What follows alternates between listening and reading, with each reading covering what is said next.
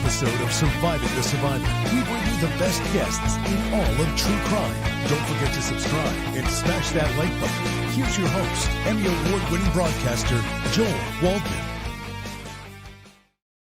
What's up, STS Nation? Welcome to Surviving the Survivor. It is the podcast that brings you the very best guests in all of true crime. And I keep that voiceover with my name pronounced incorrectly just to keep me humble and in place. Nothing better than a daily reminder that even your voiceover guy does not know your name. So, and people say it is my name. It is not my name. I've listened to that so many times. He says Walden, E-N. But we're working on a new show open, and we will have a new voice. It has been a wild day in the Lori Vallow Daybell trial. Of course, she is on trial for conspiracy to commit murder of her fourth husband, Charles Vallow. It's all going down in Maricopa County, Arizona. We're going to be joined in just probably 2 or 3 minutes by Megan Connor, who is Lori's cousin. But now we have the distinct pleasure of being joined by Lori Hellis, who, by the way, I kind of put her on the spot earlier, but she has volunteered. It is a Jewish holiday on Monday, but Lori's going to step in and do the stream hosting of the trial. She is a criminal defense attorney by trade, and she is the author, as you see behind her, of Children of Darkness and Light, a book you should definitely buy. I think the COE put a link into the YouTube summary, but she spent a lot of time working on it, and it is available anywhere books are sold. And then we've got Susan Hendricks. If she looks familiar, it's not because she looks like she could be in a Dove soap commercial. She could. By the way, she is from Jersey. Yeah. She's got the Jersey Tude, which I love. But Susan is an ex-CNN anchor and the author of Down the Hill. She followed the Delphi trial very, very closely. We're going to get into this in just a second. But Susan, what compelled you to go from Georgia, where you live now, to Maricopa County to witness this trial in person? Well, we followed this case so much on HLN and CNN, and there's so many intricacies of it. And so there has been another trial. As you know, she was found guilty, serving 2 life sentences for the murder of her 2 youngest children. So being here during this trial, and a good friend of mine, Lauren, who does Hidden True Crime, she knows all of the intricacies, was in local news at the start of this and has followed and kind of filled me in along the way. But I wanted to be here because seeing it is very different than being there in person. There's so many things that you catch and so many things you learn. And you mentioned Megan, who will be a guest on the show. Luckily, I was able to meet her, gratefully so, during the lunch break. And what I thought to myself, before even knowing who she was, Lori Vallow was in her wedding, a bridesmaid. So it's the carnage that this woman has caused. And I think her representing herself, because I think going back to Bundy, who's representing themselves, and he always seemed erratic in the videos that we saw, she's doing better than I thought she would. Maybe she's able to morph into what she thinks a lawyer sounds like. Less erratic, but of course combative, and there's so many issues. So I wanted to be here and see it for myself, and I'm so glad I am here. Yeah, it's always a way different experience Yes. in person. I found out that Susan is going to join me in Boise, Idaho. She's going to cover Brian Kohberger. Lori, is that a trial that you're interested in, Brian Kohberger, or not so much? Possibly. Yeah, I mean, you're Not sure yet. Yeah. So Lori, to you, we call her the good Lori, not to be confused with the bad Lori. I'm loopy, obviously, because we've been doing this stream all day long, and I won't complain about my neck, but it's killing me. So I should get one of those, like, You have a neck break. 16 candles. I might I might have that for the next show. But Lori Hellis, on a serious note, I was thinking about this. This is very emotional, obviously, this trial, and we'll get into that in a moment. But as far as a trial watcher, and I'm not a very seasoned one, but I've kind of obviously gotten into it in recent years. I haven't seen that much, and maybe I'm totally wrong here, but I don't feel like I've seen that much direct evidence that actually pins Lori down to this crime. Should we have seen that already? Is it coming? Do you have any concern that, that sure, she can be an awful wife, a horrible person, but Alex is the one that pulled the trigger. Alex is dead. Is there enough here to convict her at this point? Well, I think what we haven't seen yet are more of the communications between Alex and Lori. I do think that there's enough to convict her. There's a lot of circumstantial evidence about her actions both before and after Charles was shot. So I think they're laying the I think Trina K is laying the foundation for that.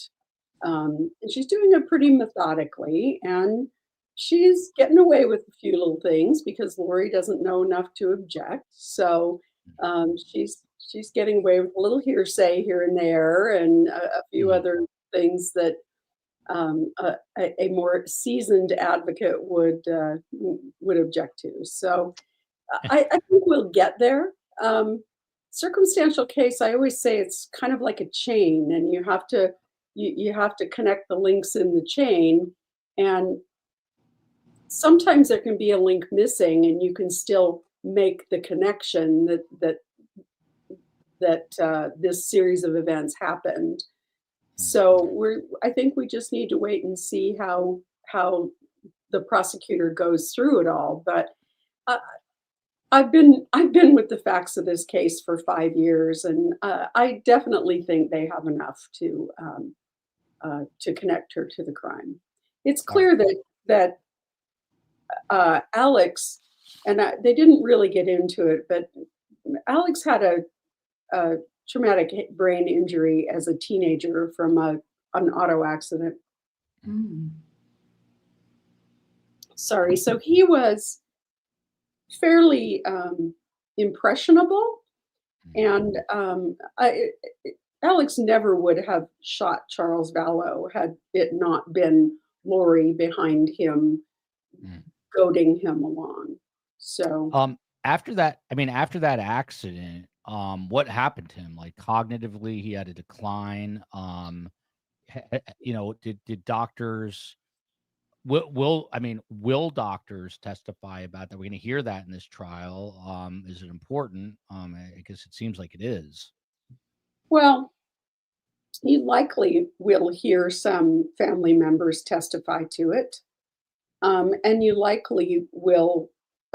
It will likely come up, but Alex isn't on trial here. It comes up really in the context of how Lori manipulated him into doing what she wanted him to do. And in the context of sort of establishing that Lori was calling the shots and the conspiracy was between Lori and Alex. So I don't know that it's really critical other than to point out that he was very easily influenced by other people. And my understanding is he had a fairly lengthy recovery, and his family all say that after that accident, he never really grew out of being 16. His whole life, he was that sort of 16-year-old, impulsive, never really grew beyond being a sort of young adolescent. So it's tragic and sad and disturbing all at the same time. But Rhonda Davis to Susan here, the jury has got to hate her by now, and we're going to welcome in Megan Connor. And Megan, I heard you got to meet Susan today, and Susan's on the panel, and Lori Hellis, who I know you know, who's written a book about this. Yeah. So, Susan, the comment is that the jury has to hate Lori by now. Tell us, just paint the picture of inside the courtroom, because we're not there. It's a three-dimensional experience. You're in there. So exactly. How are these jurors reacting? What is the atmosphere in there? And my most recent experience, of course, is Delphi, the month-long October trial. And this is so different. And as you know, Joel, it can be so different based on the judge that you have and kind of the nuances from state to state. And this is much more relaxed. The jurors are not sequestered. We have to hang back when they're going out for break to the elevators, like stand back a little bit. Delphi was very much sequestered, and we couldn't even have a mint or a sip of water. The judges, This judge is relaxed, calm, and I think he's being fair, as he should be, to Lori Vallow. He's accepting some of the objections, and I think he's doing a great job. I'm just saying his demeanor is very different. But in terms of the jury, they are paying just as much attention as the jurors in Delphi. They're taking it seriously. They're allowed questions as well, because in certain states you are, in certain states you're not. Indiana, you are. Here you are as well. So I see one gentleman in the front row taking a lot of notes, but they are, and they're not showing disdain, as I'm sure in the jury instruction they're told not to, but they're really paying attention, which is good to see. Yeah, I think we're at 12 men and 2 women. Is that where we stand? Because that's an interesting ratio. It felt like every morning we'd go in and they're like, we lost this juror, we lost that juror for this particular reason. But it is, and I know because of the reputation of Lori and the manipulation tactics. And when you say head injury, I'd like to hear from Megan on that. I just feel like it's the dynamic there is that like that might be an excuse. I don't know, but I think she is manipulative. I've seen her do it. Of course, Megan knows much more. I've just seen the interaction and how the questions towards her own brother and bringing up her chicken enchiladas. It's bizarre all around, but I feel like the jury is taking it seriously. Yeah. Just to correct Susan, those were green chili enchiladas. Oh, Unclear if there for was 10 chicken years. in those. For 10 years. Don't you remember, Susan? Yeah, she was very upset about that. Megan, I mean, just how are you feeling? It was a really tough day today. It was really tough today. I think this definitely was the hardest day so far. It is, the way that I phrased it earlier, I think, is that it is one thing to know something or to suspect something horrible, but to have it confirmed is really devastating. And Adam's testimony today confirmed for me definitely that the whole family was Team Lori when this happened. And Alex was called a hero afterwards. And it's just very painful to have that confirmed, that these are my family members. These are people that I thought were loving and supportive. You know, I used to love when we would all get together as a family, and Lori has decimated our family. Yeah, it's brutal. So someone in the chat just asked if you're Adam's daughter. I hope Adam does not watch this because it's like a 5-year age difference. Yeah, Megan Adam does is not older age. than me. Yeah, by a few years. It'd be tough for him to be her father. However, just tell everyone, I mean, you're her cousin, but what is the connection? Like, whose parents? Yeah, so Lori's my first cousin, so that makes Adam my cousin. My father is Janice's brother, sorry. So Janice is Lori and Adam's mom, and my dad is her brother. So Lori and I grew up together. We spent a lot of time as kids together. She was a bridesmaid at my wedding. We lived together in Austin for a short time. Me, Adam, and Lori all lived together for a little while. And then, the Coxes moved to San Antonio, and they lived there for quite a while. And so our families were very close for a long time. Just getting back to what Susan mentioned, Lori brought it up about the TBI, and then she said you would know with Alex, and I'm not going to sit here and make excuses about his behavior, but he did have this accident, and it seems like Lori exerted control. How do you know how he was affected specifically after that accident? So this is another one of those Cox family rumors. There's probably some truth to it. There's probably, a lot of speculation to it as well.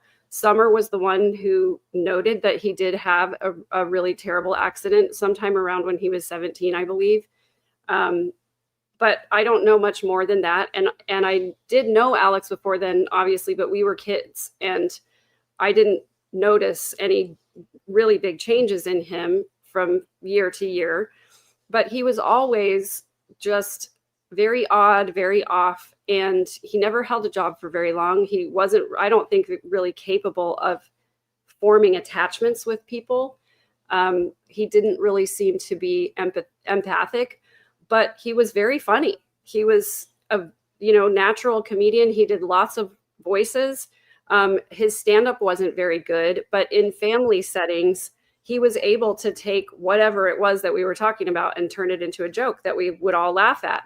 So it didn't matter whether, you tripped over the rug or you were abused as a child, he would make a joke out of it. It was like everything was fair game. And a lot of the times what we would find out about family secrets, because Alex would tell a joke about it, and then later on I would ask my parents, did this happen or what was it? And so then they would have to explain, yeah, Alex shouldn't really be joking about that. Yeah. And Megan, I just want you to comment, because obviously we're a true crime podcast and we all fall into the trap. Like everyone is talking about Lori. Not that many people are talking as much as we should about Charles or the victims. And since you're a family member, I don't know, do you have a message about that? And I'm not trying to be holier than thou, because trust me, we fall into that trap all the time, but this is a real life, real circumstances. You just talked about your family breaking apart. So just your thoughts on true crime intersecting with the reality of these crimes in the real world. Yeah, I was never a true crime person before all of this happened. It was never something I wanted to pursue because it was disturbing to me. But now that I've been in the community for a while, I understand why people want to understand why criminals do what they do. I think part of it is just our natural survivor instinct. How did this person die so that the same thing doesn't happen to me? Some of it also, though, is that I think we see pieces of ourselves in these situations that we get to have a look into.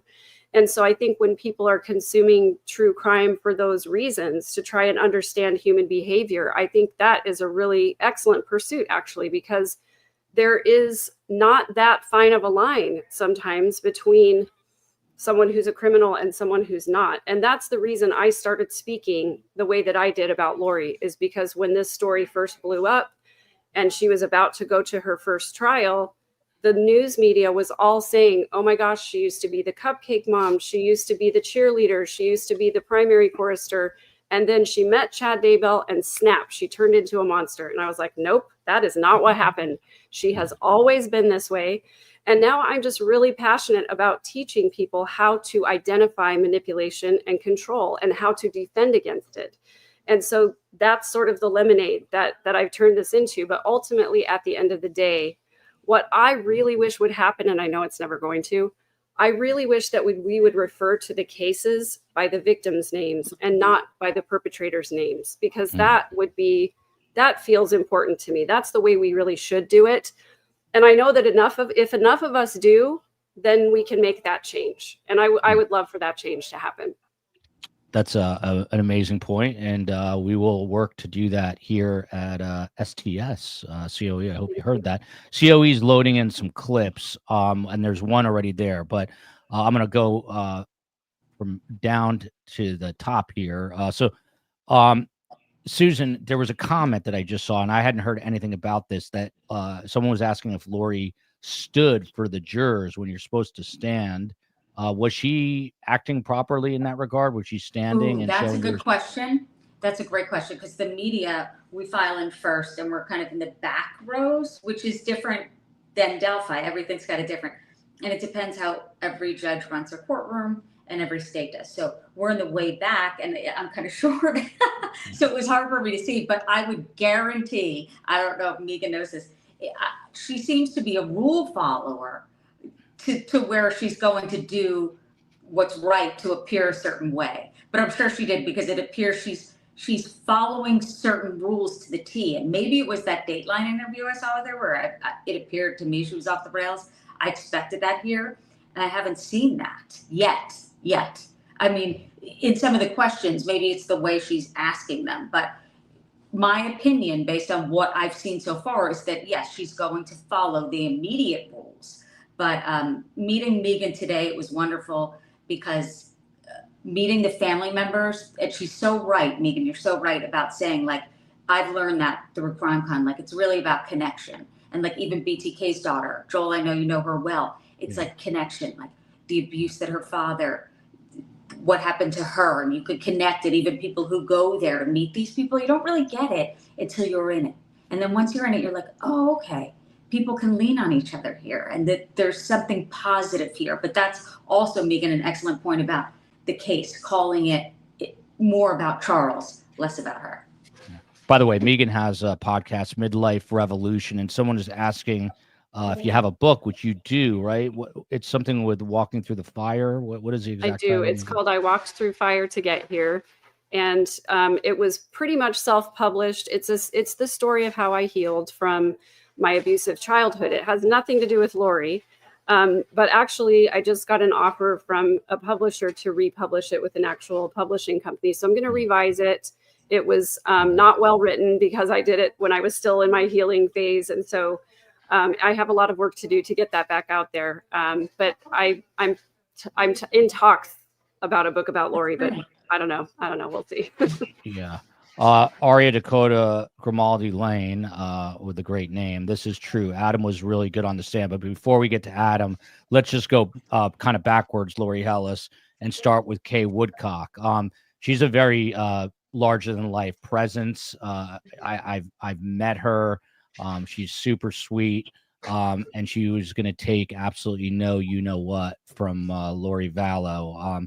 Even her posture up there, she came up with like a big smile as if to say, screw you, essentially. But what did you think she was effective on the stand? It was a very short cross, and we'll get to that as well. But do you think she was effective overall? Yeah, I think she was.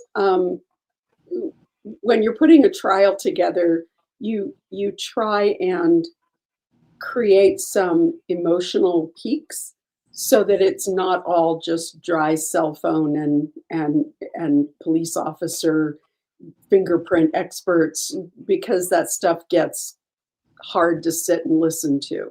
It's important, but it's boring. So you try and build in some emotional peaks, and so it made sense for us to hear about the forensic scientist and then the cell phone guy, and then to end the day with Kay.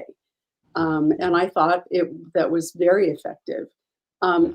This is far from Kay's first rodeo. She has been a warrior in this case since the very beginning, and she's testified before on this case. I thought that Trina Kay did a really good job of using Kay to let us know about Charles, who he is. I had hoped we would see a little bit more of that from Adam, because they were pretty close, and I didn't see them get into that as much. But I think Kay did a really good job of humanizing Charles and of talking about the kind of man he was and the kind of dad he was.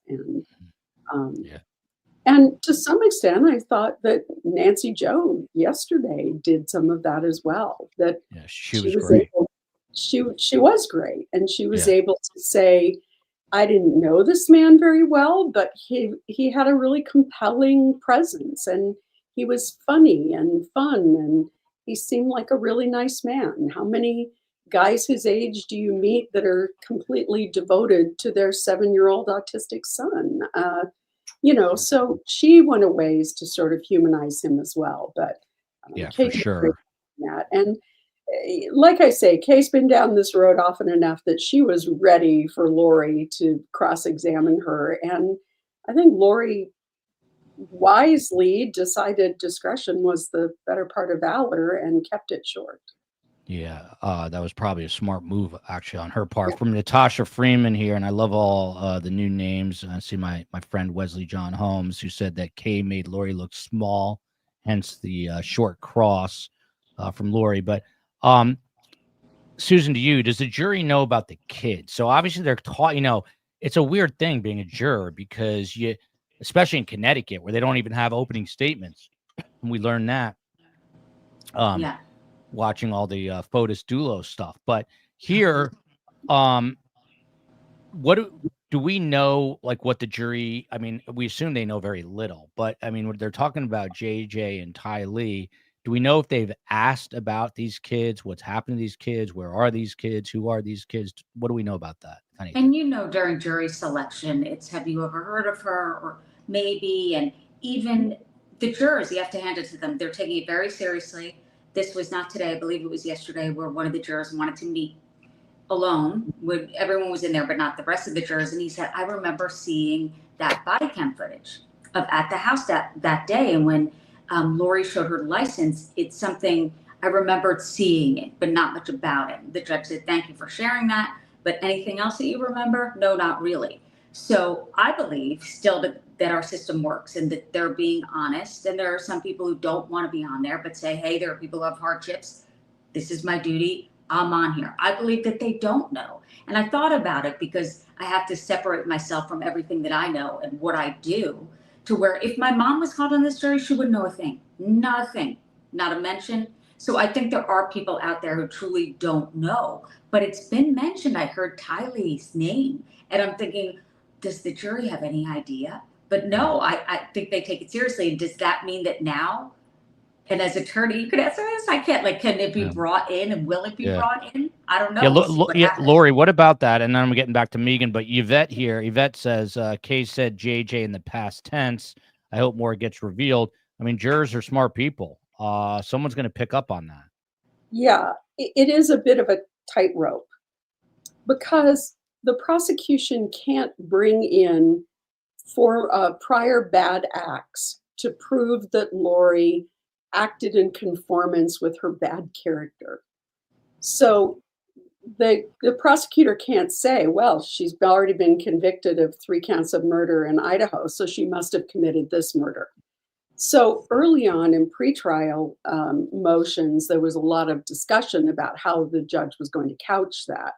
My understanding at this point, unless the door gets opened, is that the judge is simply going to say Lori was convicted of 3 serious felonies in Idaho.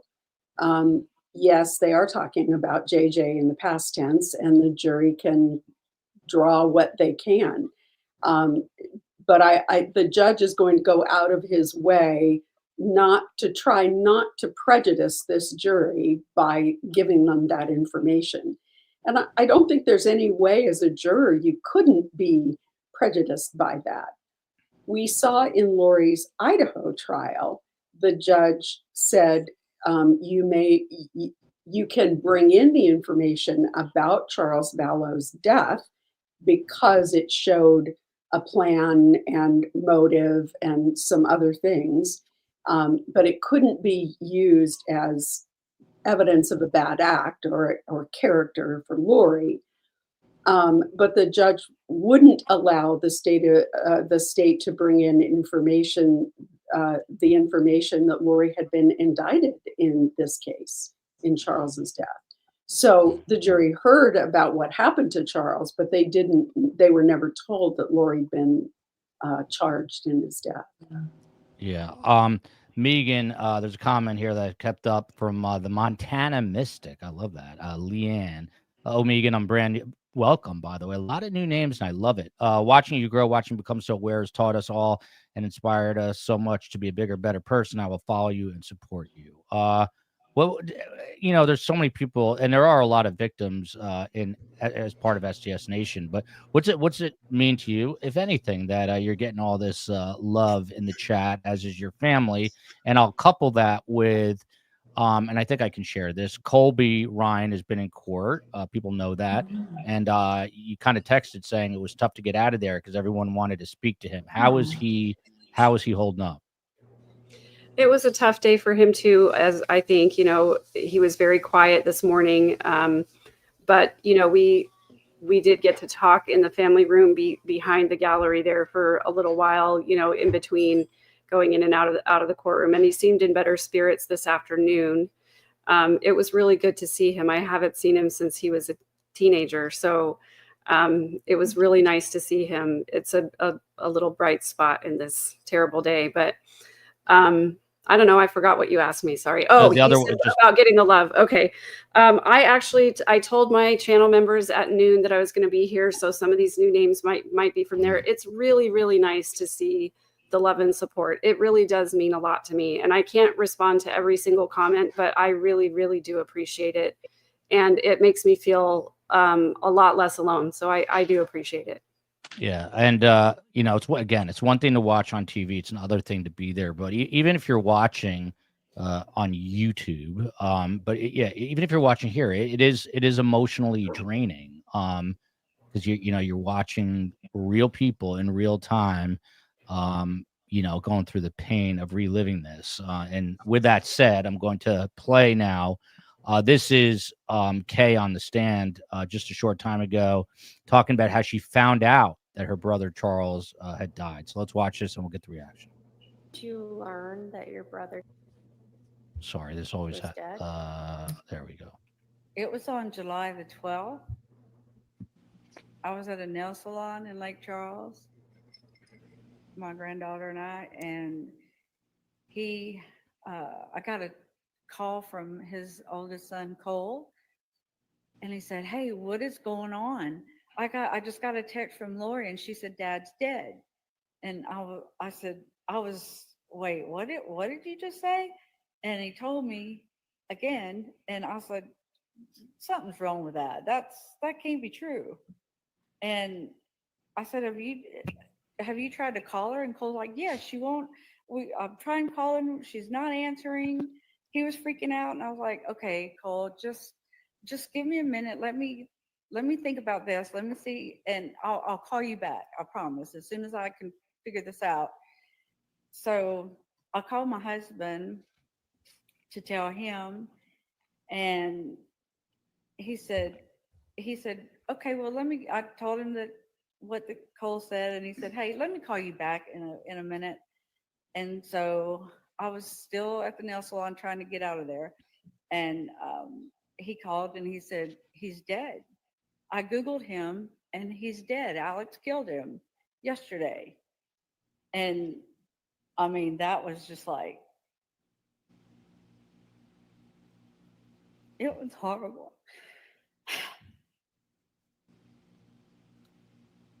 I have to call my siblings and let them know.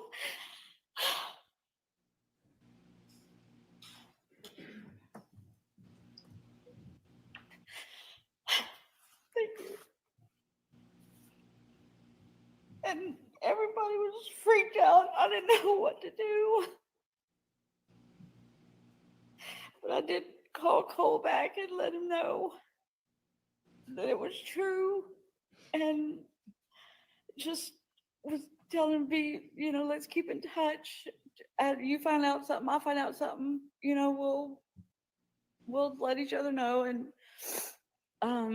Did you try to reach out to Lori? I've tried calling, texting Charles. I tried calling, texting Lori. And at some point she texted me, she returned a text, something like, I'm having to deal with a lot of stuff and I'm busy. And she was too busy to even call his family to say that he was dead by her brother killing him. And yeah, that's the chunk of sound there. She was too busy. I think she was at a pool party or something. Megan, what was that moment like in court for you? Obviously you're reliving it now, so I apologize. Yeah, it's okay. It's so upsetting, to think about all of the lives that she has ruined. And you heard Kay testify, she loved Lori, and, they got along well. They had a good relationship. They were friends, and to be betrayed so deeply and to have lost so much, Kay and Larry and Colby have literally lost almost everything that they have. It's just so horrible. And the ripple effect of that just doesn't end, it continues to go. And it was just really hard to think about. Every time I think about Charles, I think about how hard he worked to get help for Lori. That's what he was trying to do, was get help for Lori. That's all he wanted. He loved her. And, when Nancy Jo testified the other day that he spoke so kindly about her, that is such a mark of character. If you can speak kindly about the person you're about to divorce. Yeah. They hadn't even started the divorce process very much at that point, and he was still speaking kindly and said she would, you know, he hoped that she would be a good mother to JJ. So of course it's heartbreaking also to know Kay and to hear her get emotional. My heart breaks for her, but you know, this is part of the healing process, and I'm so glad that we're almost there, because you can't really grieve all the way until all the trials are done. Yeah. And Adam also on the stand today said that even though he was divorcing her, that he still loved her.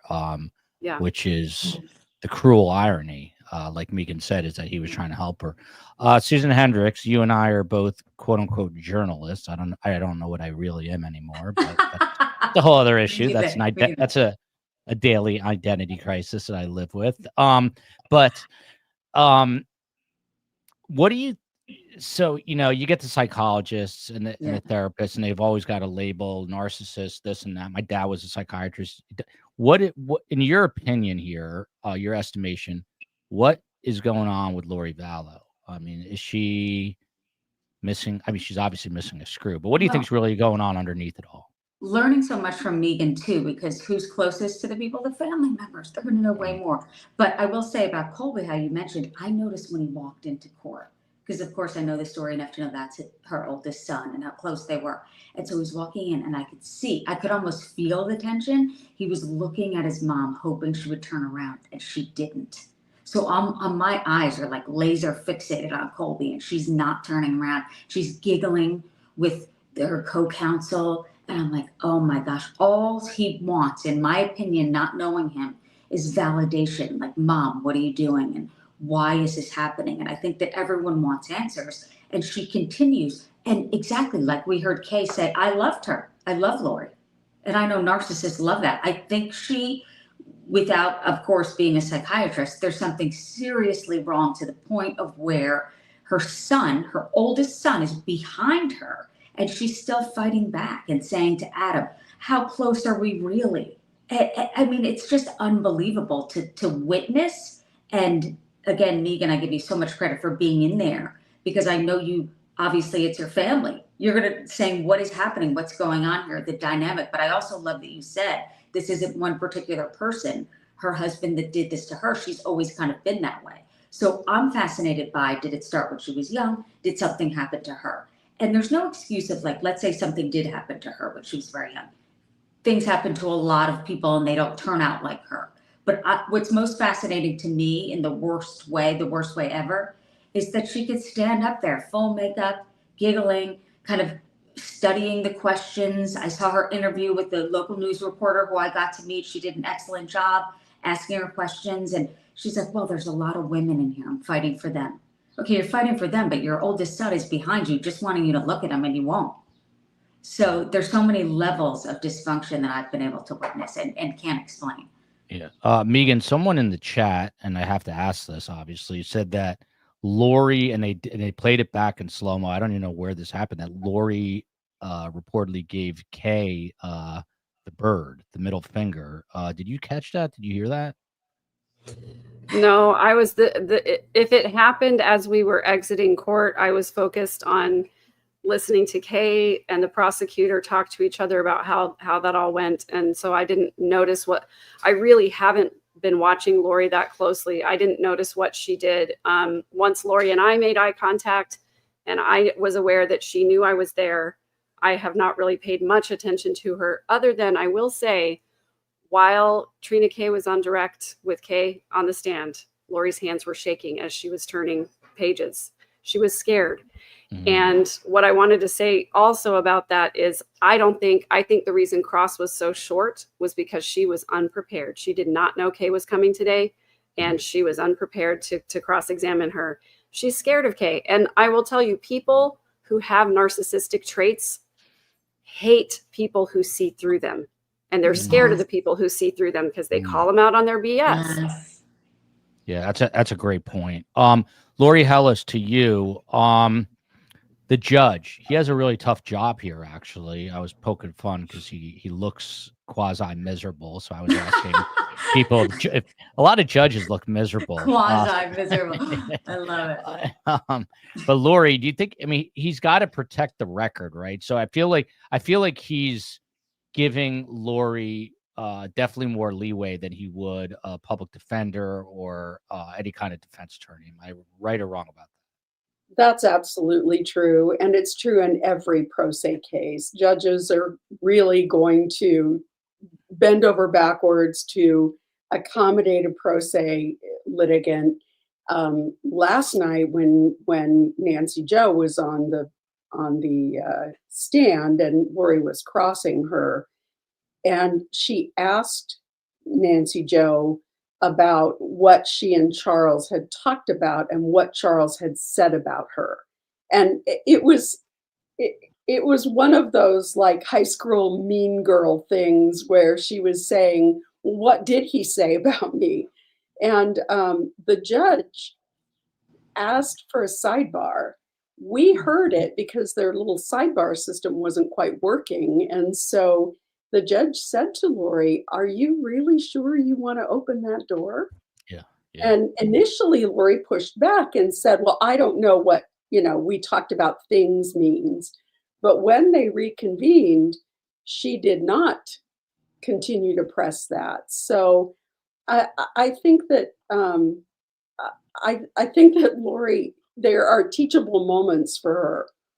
I would be very surprised if she was not prepared or didn't know that Kay was going to be called, because the state does telegraph that. I mean, I would be very surprised if she didn't know that Kay was on today. But I think she was afraid. I think she was very nervous about cross-examining Kay, because Kay is one of those people who knows a lot about Lori's history. She knows Lori from back when, and she could pull out a lot of interesting stories if she chose to. So I think Lori, I think Lori just felt like having less was better with her. Yeah. Here's some of the cross. Lori on cross with Kay Woodcock. And I know there's another clip of Kay, and then hopefully we'll get a couple of Adam. Not going to keep everyone too long tonight, mainly because I'm delirious. But we will get through, the salient moments of the week. And here you go. This is another clip. Ms. Woodcock, where were you on July 11th, 2019? At home in Lake Charles, Louisiana.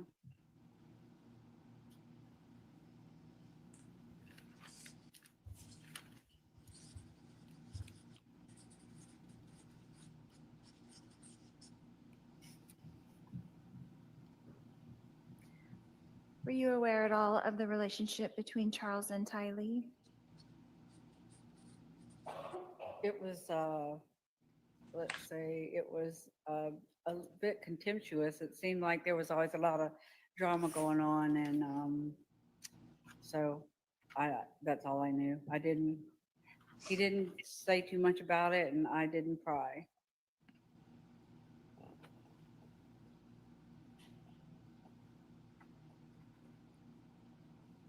It's kind of infuriating. Yeah, I'm not. That there was. Susan, jump in there. It's a little infuriating because she kept bringing up Tylee. Tylee's a teenage girl.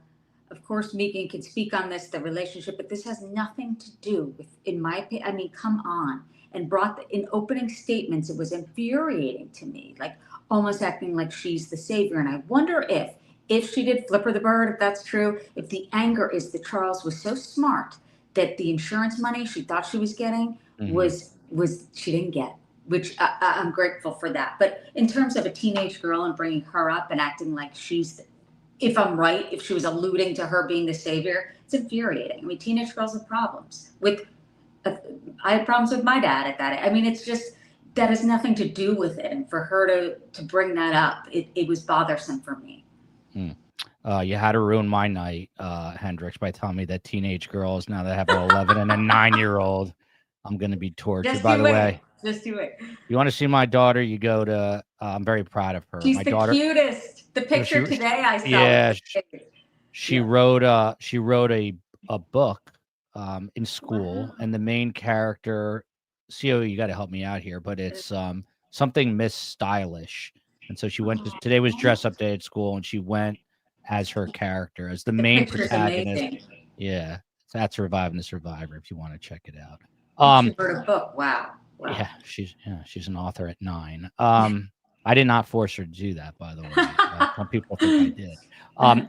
Super stylish girl. It's a superhero. She helps girls feel good and make friends. There you go. Aww. Yeah.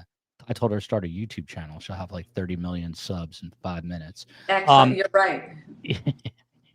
Lori, before you get too cocky, though, Joel, Chad Daybell wrote a book when he was about 9 too. what was that book? What was a book that he wrote at 9? Gosh, it was it was like a murder mystery. Doctor something. I don't know. I can find it, but he was insistent that they put it in the school library so that the other kids could all check it out. Wow. Yeah. Now you ruined my night with that, but here we go. I'm gonna keep playing. This is Lori still crossing Kay Woodcock. Some kind of contention going on with those two for I can't a hear while. you. I'm sorry. You did know that there was some kind of contention going on with those two for a while. Yes. Okay. And you weren't really aware of the events that happened that morning, were you? The morning of his July- murder? Of July 11th? No, I wasn't. Okay. Because you didn't tell me. Damn. That's me. Sorry. Ms. Woodcock, did you see or hear or personally witness me conspire with Alex Cox to kill my husband, Charles Vallow? No, but I saw a ton of evidence that did. Thank you. No. Mike, but that's a mic drop right there, Megan. Yeah, really? Yeah, Megan, what do you think of that when you heard that? Because it was short, but she definitely got the last word there. Oh, you're muted. Mike is muted. I definitely wanted to stand up and give her a standing ovation. I absolutely loved that. Kay, this whole time has been looking forward to this moment. She's been anticipating this. She finally got to talk to Lori for the first time since 2019. And she was fired up. She was ready to go. She had some guns in her belt. Man, she got in some good digs. And I don't know if you noticed that she said the last time she saw JJ was on May 18th. Yeah. I don't know if the jury tracked that or not. But if I was on the jury, I would be wondering, where's Tylee? Because she's old enough to testify and she was there that day. Yeah. And where's JJ? Because the last time Kay saw JJ was on May 18th. So I'm really glad that Kay she came locked and loaded. She had some things ready to go. Yeah, that was definitely the moment, quite a moment. Patty Barnett here.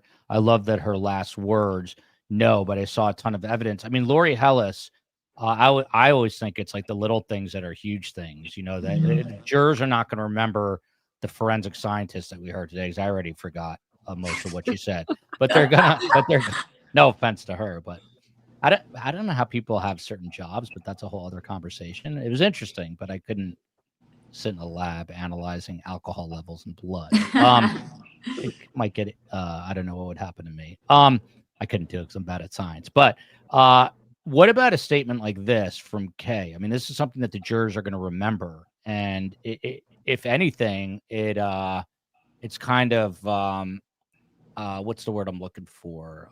Subconscious. That's a word I was looking for. Like, it's kind of a subconscious message that might linger in these people's minds that there is a lot of evidence. Sure, it's going to hang in the air, and there's something to be said for ending the day on that comment. So, I think we're going to see a few more of those little fireworks moments. And Lori has gotten a little frustrated with this state. First of all, Trina K is blonde, younger than Lori, attractive, and exceedingly competent. I don't know how much you know, but in the pretrial motions, she really went after Trina K, the prosecutor. It was kind of fascinating because she filed a motion trying to disqualify the prosecutor for prosecutorial misconduct, which wasn't prosecutorial misconduct. However, she linked this woman to, oh shoot, now I've lost his name. Juan Martinez. Juan Martinez. The Jodi Arias case. He was the prosecutor in Jodi Arias. He and the defense attorney were both disbarred as a result of that case. And Juan Martinez was disbarred because of his inappropriate behavior with women on his staff, as well as having a relationship with a blogger who he was giving information to that was sealed. So he got into a bunch of trouble. So Lori, in her filings, as she's trying to get rid of Trina K and alleging prosecutorial misconduct, throws in there that she thinks that Trina K is Juan Martinez's girlfriend. And she gets a little dig in there about, like the apple doesn't fall far from the tree kind of thing. If you associate with those kind of people, then you'll be like them. So, yeah, she's been after Trina K. And Lori's always intimidated by strong women, whether it's K or whether it's Trina K.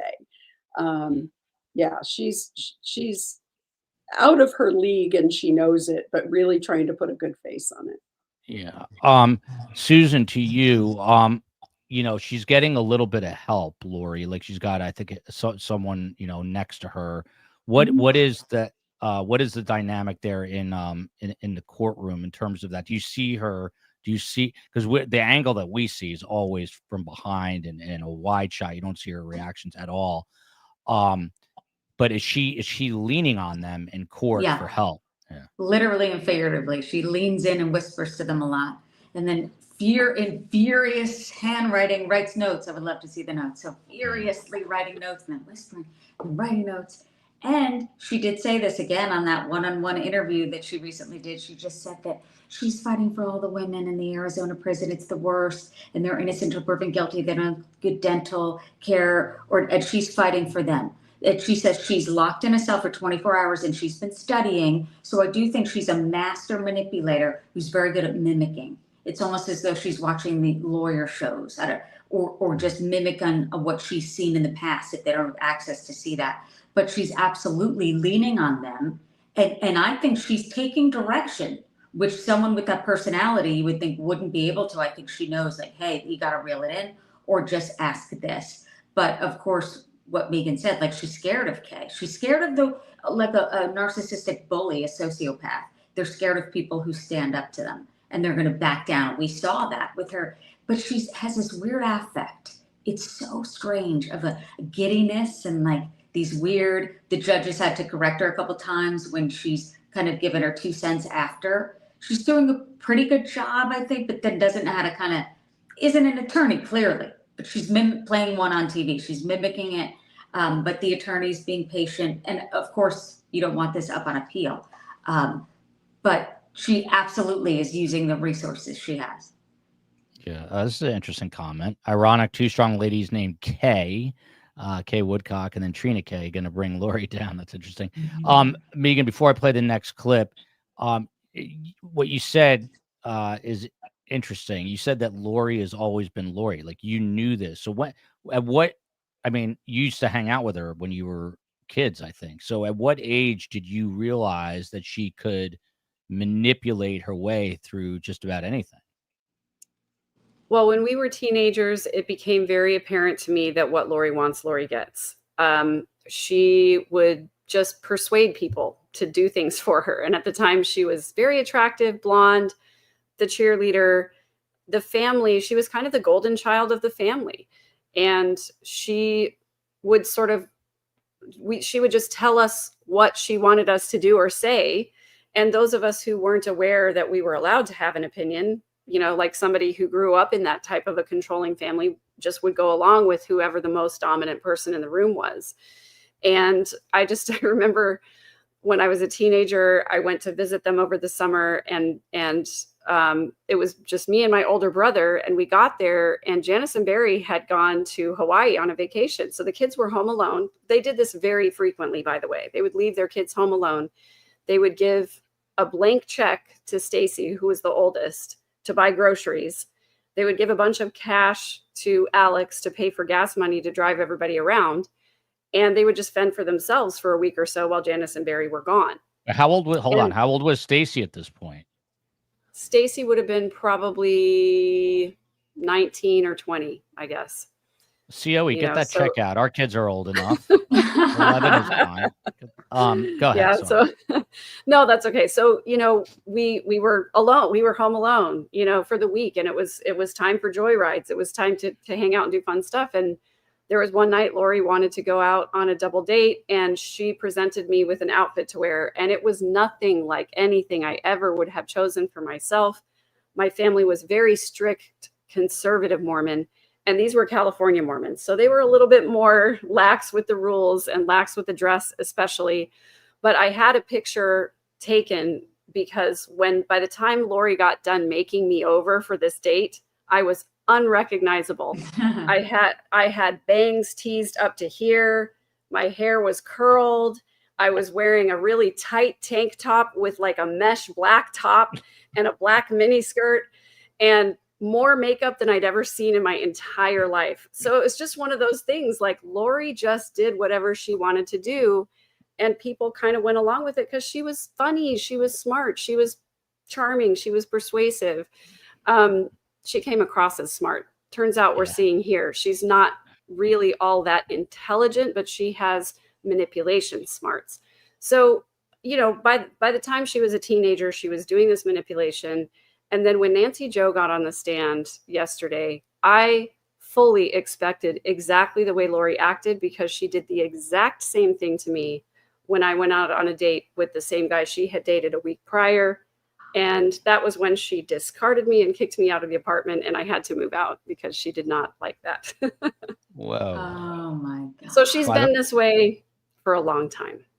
that description you just laid out reminds me of Woodbridge Mall in Jersey. I knew you were going to say Jersey. I had to hear it. I wish I still...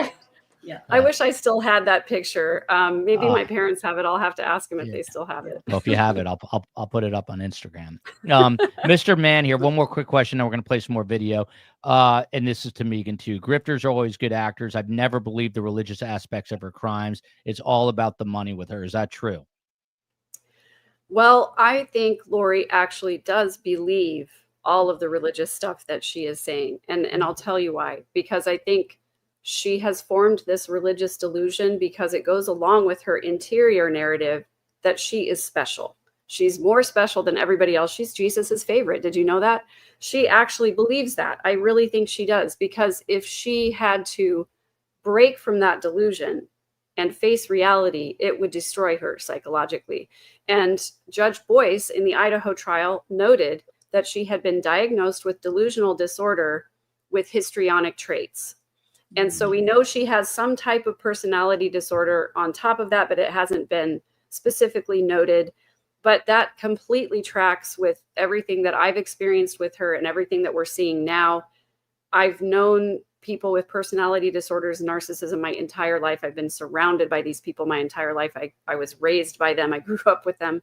And so it completely tracks. And, I can't say with a surety that I know something happened to her, but if you read the FOIA docs and you read the divorce between her older sister, Stacy, and Steve, there are allegations that are made in those divorce decree that I believe 100%. Her father has been investigated for SA of children.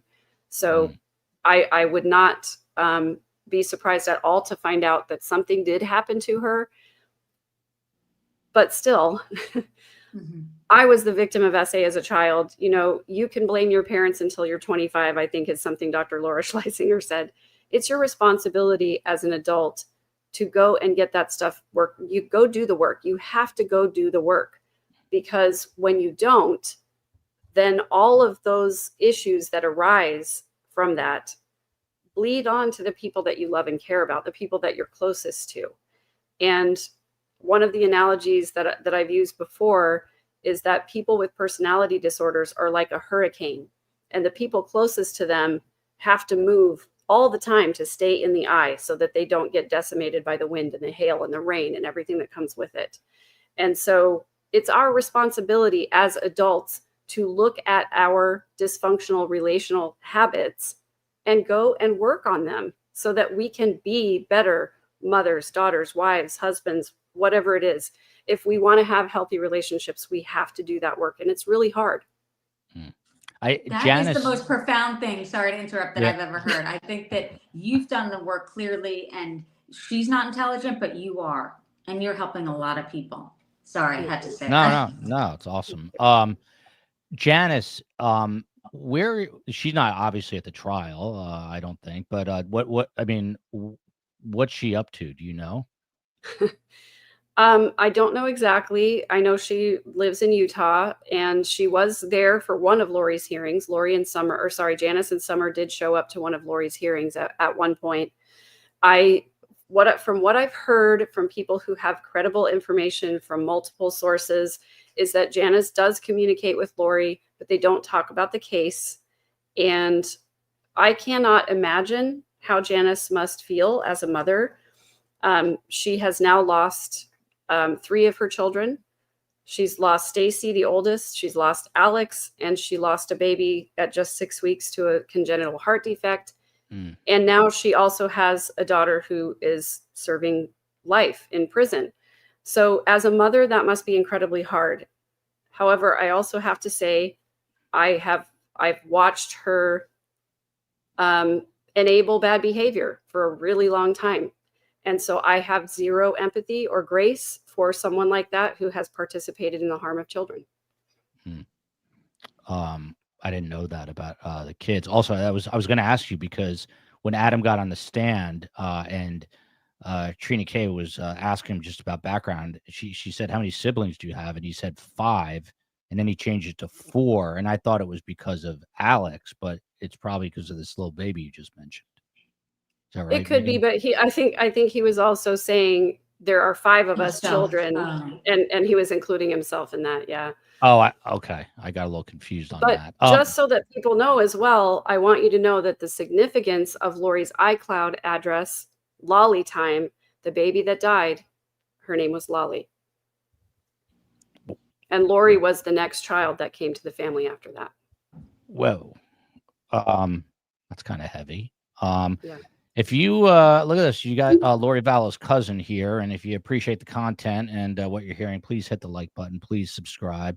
Easy to do that. And if you want, it really helps us a lot. Patreon is a way to support the channel. And someone is asking, thank you to Alicia Elliott for the super sticker and Megan's book. You can get it on Amazon, right? Now they're going to wait for the second edition.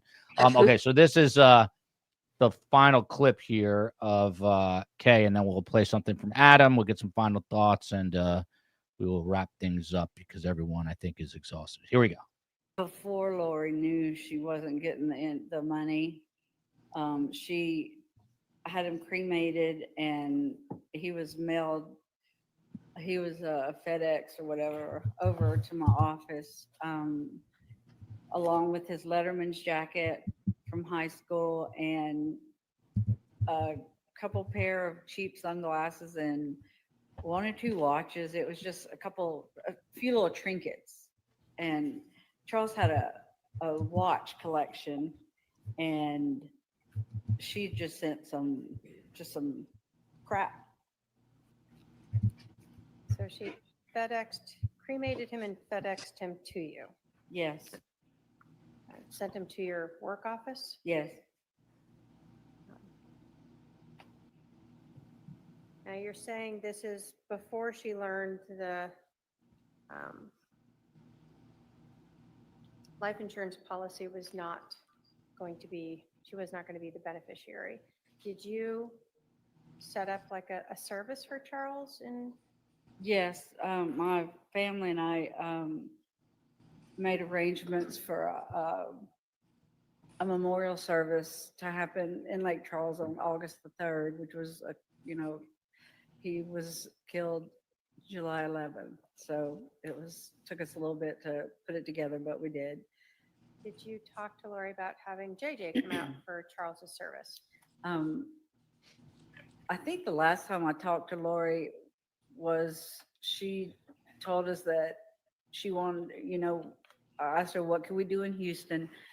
I was trying to be nice because I knew she had something to do with his murder. Right there, she says it. Megan, that's important again, because that's another kind of pearl that sticks in these jurors' ears. But did you know this about FedExing the remains to? I mean, this is like next level callous. I mean, this is, she's just this woman is a serial killer. I mean, she's a crazy, crazy serial killer. That's what she is. I don't care how narcissistic, but you didn't know that. I did not know that. I was learning that for the first time today. I did know that she had Charles cremated, but I did not know that she had the remains FedEx to Kay's work. That was just, Lori is evil. She just is evil. There's really no better word. No, 100%. I think that is accurate. Lori Hellis, I'm just curious, like the pacing of this trial seems pretty quick, actually. They're going witness after witness after witness. I personally cannot imagine this going like 3 or 4 weeks, which is what they've said. I see this over probably next week at some point and going to the jury. Am I way off? Am I right? What about the pacing so far? No, I agree. It is going quickly. Lori is tossing in a few objections, but nothing like a trained attorney would. So, it is going quicker, I think, than anyone expected. And I would not be surprised to see us have a verdict midweek next week. Next week. Okay, there you go. Susan Hendricks, there was a question that Justine posed in the chat that was interesting. Does Lori think she's doing a good job so far? What do you think? Do you think she is proud of herself, that she's up there advocating for herself? And based on what Megan said, absolutely. She loves hearing herself talk. She loves her voice. She loves all the nuance, and she's doing pretty good. If I were to represent myself, I mean, she has the time, so she's really researching this. Not to say it's an excellent job, but it's less erratic, I guess, than I thought. But you have to look back on like skilled narcissists; they can control themselves and get the feedback they want. So I think she's doing a good job, and I think she's very, very proud of herself when she makes even a good point, or even says something like, I object beyond the scope. And the judge will say, okay, you're right. It's like a huge day for her. Think about that. And she's losing sight of your husband, who was so good to you, you convince your brother to shoot him dead. He's dead. That's what this is about. So you lose sight kind of when you're sitting there going, what is happening? How could she do this? I would be mortified to stand up there. The normal feelings that people would have, she doesn't have. That's what it appears from my perspective. Yeah, I got to be honest. I don't know anything about this question here, but I'm going to pose it since it's there. Do you think there's any truth that Alex was involved in his sister's death, Megan? Well, so Stacy died in 1998. And the circumstances were incredibly suspicious. And I was there with Alex, and the rest of the family was in Hawaii. So Alex lived in San Antonio at the time. He had his own apartment, and we would hang out from time to time. But he kind of called me out of the blue one night and said, hey, do you want to watch a movie? And I'll grab some takeout. I said, sure, come on over. About halfway through the movie, he stops the show and he said, hey, I've been really worried about Stacy lately. She's been really depressed. And she told me she was a type 1 diabetic. Alex said she told me that she was going to just take a big shot and go to bed. Would you please come with me and check on her and see if she's okay? And I said, sure, of course, I would be happy to go with you. So we drove over to the Cox's house. When we went inside, Alex immediately went upstairs to the main bedroom, but Stacy's bedroom was downstairs. So he knew she was up there. We got up there and he tried to shake Stacy awake and she would not respond. And I saw her breathing, but she was breathing very shallow. I also tried to wake her up. And while I was doing that, Alex was calling 911 already. And the paramedics came, they came upstairs, they started cutting away her clothes immediately. So they already knew this was very serious. I had no idea what was going on. I was shocked that I was like, she's still breathing. She must be okay. She was clearly not. The paramedics took her. We followed the ambulance to the hospital. I called my parents to come and join us there because her family was all in Hawaii. Janice, Barry, Stacy, Lori, and Colby were all in Hawaii. Colby was a child at the time, by the way. And a few hours later, the doctors came out and told us that she was in a diabetic coma and that she was not going to recover. And my parents arranged for hospice care for her. And the Coxes did not come home from Hawaii. They stayed. Oh, that is. How old was she? She was 31 years old. Oh my God. And What, so what year is this? This is 99. I'm sorry, 1999. 1998. 98. Yeah. So my parents and I took shifts with her in hospice care. Her ex-husband, Steve, was able to get her daughter, Melanie, and bring her to say goodbye. And Stacy died shortly after Melanie said goodbye to her. And the parents and everybody else came home a couple of days later. This is the obvious question here. Did the parents, do we know, did they have a life insurance policy on her? Or did I honestly don't know. I honestly don't know about that, but I do know. So a lot of people don't know a lot about Stacy. I loved her. I thought she was a beautiful soul. She was a beautiful young woman. She had a lot of mental health issues, as far as I could tell. I'm not diagnosing, obviously, but she also had an eating disorder. She was, again, a type 1 diabetic, and she had the eating disorder was something that came along with that. It's a specific condition. I don't remember the name of it at the moment. But she also, in the divorce, lost custody of her daughter. And I think things got worse for her mental health wise as that went on. And she was very sickly a lot. And I think Barry and Janice viewed her as a liability, as a burden. And they told her on more than one occasion that maybe you're just not meant to live a long life. Maybe it's just your time to go. And in my opinion, having experienced that, once everything started happening with Lori and Alex, I made that connection in my mind. And I immediately called the FBI and said, I think that Alex did this. And so in your gut, you think that Alex was responsible for Stacy's death?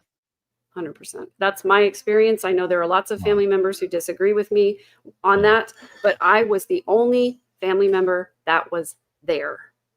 Wow. And what about, Alex's own death is suspicious. Do you have any feelings about that? I know that it's been ruled natural causes, bilateral pulmonary embolism, but you will never be able to convince me that he died of natural causes. Not ever. One day after Tammy Daybell's body was exhumed. Yeah. And one day after he received a blessing from Chad that told him that he would know and it was time to move on to the next life. What about Joe Ryan, too? I don't believe that was an accident either. Or I don't believe it was natural. I should say it's been ruled natural, and the police have investigated twice, and twice have come back and said that it was natural causes. But you cannot ever convince me in the light of everything that we know. And he died in 2018, just prior to all of these things happening. So you will not ever be able to convince me that that was natural either. Wow. Okay, we're going to play a clip here with Adam. This is Lori's brother, They talk about it on the stand. He didn't even remember the last time he saw her, but it was like 7-8 years ago. I've had Adam on the podcast. Very charming, very good guy, from what I can gather. And the women seem to like his looks too. So here you go. And the judges' looks, for that matter. Did you ever try to tell your family about the beliefs that Lori had expressed to you? Yes. What was your family's reaction? One of the reaction was, she's in a delusion, let her do whatever she's doing and she'll come out of it at some point. How did this impact your relationship with your family when you're bringing up these concerns about Lori? They basically cut me off. So you bringing up your concerns about Lori's beliefs being at odds with the LDS religion sort of terminated your good relationship with your family. Yes. When you were talking to your family after this happened, did you actually tell them that you believed that Lori and Alex had conspired to kill Charles? Yes. Why was that? Because Lori had told people that Charles was no longer living, that some guy named Ned was inside of his body, that there was a zombie living inside of him. And Alex didn't respond to any of my text messages when I was supposed to be with him. And he was at that house that morning.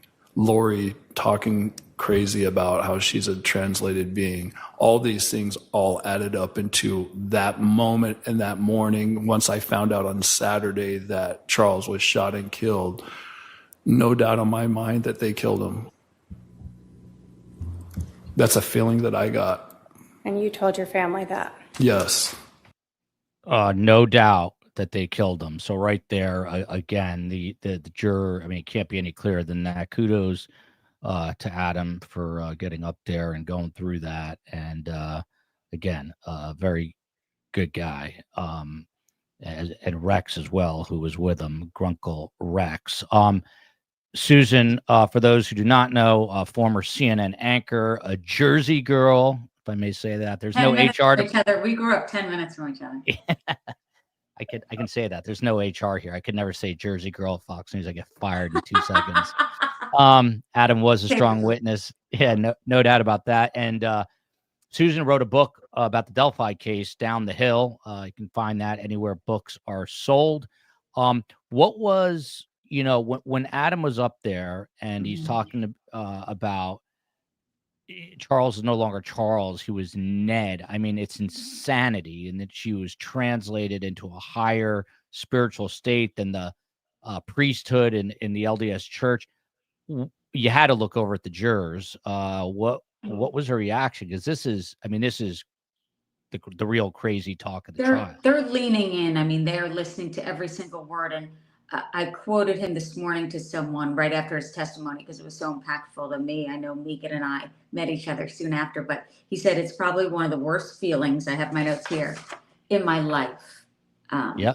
When he found out that what had happened, that his brother shot Charles, because him and Charles were friends. And he's thinking, what the heck? I just got the text messages. And to see the back and forth, like they're planning something's coming. And there's a callousness in there that you feel from her, where she's so fixated on, like, wait a minute, calling him the cross-examination with her own brother, Mr. Cox, out of the gate, Mr. Cox. When's the last time you saw me?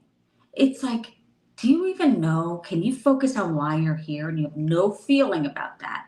And Megan, again, thank you for giving us insight into kind of, no, she's been this way. They're not going to blame Chad on all of this. It's her, it's who she is. And to see it in person, it's very different than watching it. It's like, because she has all the makings of a normal, quote unquote, human being, where you think the feelings are just going to be there and they're not. Yeah. Susan, I got to ask you too. So she's got this belt around her that is basically a taser. Is that something that you can notice? Like, no, if you're looking for it? Yeah. No, she's in fitted blazers, full makeup, hair wavy. I mean, the hair's better. I don't know where the products are in the Phoenix jail, but she looks great. You would never know. Someone said to me, "Hey, I thought she was a defense attorney." I had no idea that was her. You know, I mean, she blends in as a normal human being, as they do. Yeah, I've said this before, by the way, from Alicia Elliott. Megan should be a motivational speaker. She makes so much sense. Amazing woman. She does have she's like, there you go. I mean, I've said it Hey, if before, you've and I'll say it again. got any connections on the speaking channel, I'd love to do it. Yeah, we'll got to get you on the speaking tour. If you don't know Lori Hellis, you better get used to her because she's going to host our show on Monday. It is a Jewish holiday. I will be, I don't know, hanging out, but Lori is going to take over the stream and give you her legal commentary. She is the author of Children of Darkness and Light. She was a formidable criminal defense attorney as well, retired now and enjoying retirement. Your final thoughts? I mean, you've been watching the trial. We're at this point. You said that we could get a verdict as soon as next week. What are you thinking right now? Well, I think the prosecution's doing a pretty good job. I think Lori is doing as expected, representing herself, and I think we're going to get a quick verdict. Yeah, and you know, this is my third trial for these folks. I was in Boise for both Lori and Chad's trials, so I'm really glad. I really didn't like when I kept hearing people on social media saying, "Why are they wasting the money doing this? Why are they bothering to do this? She's already got 3 life sentences." And my answer is always because Charles deserves justice. And he is every bit as much a victim as Tammy Daybell. And just the fact that the state of Idaho got in quicker or sooner doesn't minimize the fact that he deserves justice. And I know that it's going to provide closure for a lot of I hate that word closure, but it's really going to help tie up the final ends for Kay and for Adam and for a lot of family members. You know, Colby said Charles was really the only dad he knew. He was with Joe Ryan not overly long, and that was a difficult relationship. And when Lori and Charles got together, Colby finally got the family he'd always wanted: the mom, the dad, the picket fence. He finally got the family he'd always wanted. So it was pretty heartbreaking for him when Charles died. Yeah. Someone in the chat said it, that Lori's book is the best on this case. So Children of Darkness and Light, you can get it anywhere books are sold. By the way, shout out to all the viewers, the community from Silver Linings. That is Grunkle Rex and Adam, Lori's brother's podcast, Silver Linings. So welcome to all of you. And I love the fact that communities are intersecting. Susan, by the way, plug your podcast as well. Where do people find you? Headline Crime with Susan Hendricks. Tune it. in. I recently interviewed Tobe Lesenby, the sheriff who was the sheriff during the Delphi trial. But you're right. Going back to community, it is just meeting you, Megan, and just seeing Colby and like the strength. I called it carnage earlier, but it's really not. It's strength. It's like the survivors of what's happened to continue on. So that's inspiring to see. I just wanted to say that. Look at this. Allie B just ordered the book. It arrives Saturday. I won't say anything about my book, I promise. Mary Kirkpatrick. Megan, my husband has a speakers bureau. Can you do me a favor? Can you email me, Mary, at survivingthesurvivor@gmail.com, survivingthesurvivor@gmail.com, and I will connect you with Megan. And that would be an amazing kind gesture. So let's plan on that. Again, Megan's book, the official title, Megan, so I don't butcher it. Midlife Revolution is the podcast, Midlife Revolution. But what is the book again? I walked through fire to get here. Yeah, there you go. I walked through fire to get. She sure did. Last question for you is, how are you feeling tonight? And are you happy with your decision to go in person? I'm feeling pretty good right now. It was a really, really rough day. I had a hard morning. But I am really, really happy that I decided to go. I think it's so important to be here in person. I heal best by saying things out loud, so this helps me as well. And also, this is a little bit of exposure therapy, being here to witness the evidence firsthand and to hear the people, to allow people's words and voices to resonate in my cells is really important. And I said this morning, I consider myself to be a pretty strong and resilient person, but I was not okay this morning. And it's going to take me some time to process through this again, because I've done a lot of work to get where I am. I thought I was going to be really prepared for how I was going to feel when the evidence came out, but I was honestly devastated. And I am going to call my therapist. It's going to take some time. But the good thing is that the amount of work that I've done from the moment of trauma or depression or difficulty to the moment of healing, that timeline has gotten a lot shorter since I've done all of this work. And I'm going to sleep fine tonight. It's hard. It's really hard to go through this.